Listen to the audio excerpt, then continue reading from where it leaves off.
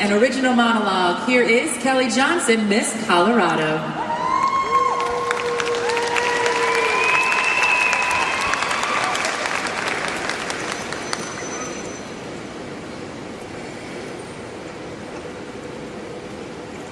Every nurse has a patient that reminds them why they became a nurse in the first place. Mine was Joe. Joe was in the beginning stages of Alzheimer's. He had moments with and moments without his memory. But the hardest part about the aging condition for Joe were his night terrors. He would wake up in the middle of the night screaming absolute bloody murder. But if I just went in there and held his hand for a few moments, I could usually get him to calm down. But then he wanted to talk.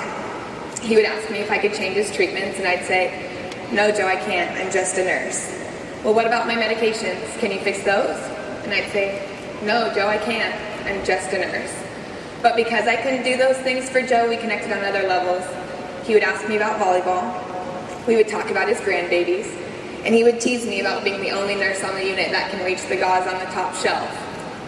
It was a lot of laughs with Joe. But then one night, everything changed. I found him in his room crying.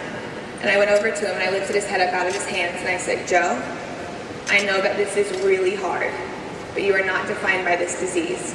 You are not just Alzheimer's. You are still Joe." And he looked right back at me, almost to look through me, and said, "Nurse Kelley, then the same goes for you.